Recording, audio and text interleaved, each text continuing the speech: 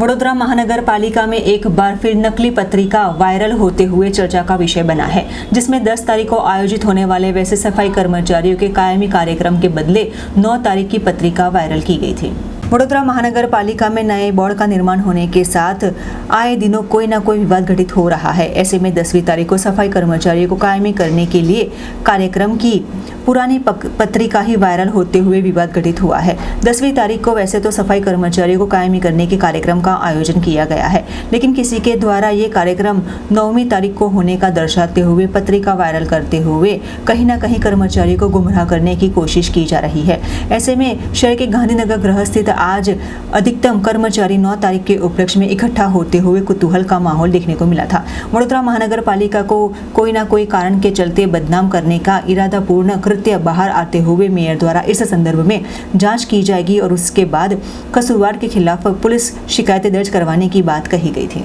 सफाई सेवकों જે લોકો રોજમદારીમાં હતા એમને કાયમી કરવાના ઓર્ડર બજાવવાનો કાર્યક્રમનું આયોજન વડોદરા મહાનગરપાલિકા દ્વારા 10મી તારીખના રોજ ગાંધીનગર ગૃહ ખાતે સવારે 9:30 કલાકે આ કાર્યક્રમનું આયોજન કરવામાં આવ્યું હતું, પણ ખબર નહીં કોઈક રીતે આ કાર્યક્રમ સમગ્ર કાર્યક્રમ 9મી તારીખે છે એવી ખોટી રીતની પત્રિકા બનાવી અને બ્લેક એન્ડ વ્હાઇટ પત્રિકા બનાવી અને વાયરલ કરવામાં આવી છે અને આ લગભગ જે લોકો સફાઈ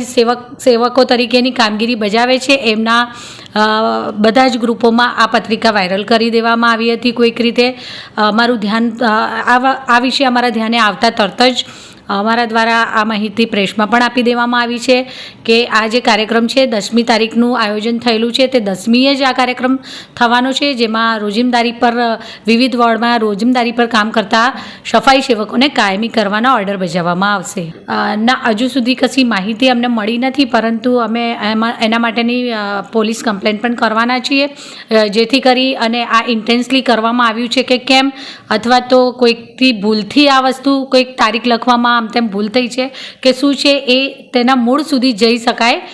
એના માટે અમે પોલીસ કમ્પ્લેન પણ કરી છે અને આ કાર્યક્રમ 10મી તારીખના રોજ ગાંધીનગર ગૃહ ખાતે સવારે 9:30 કલાકે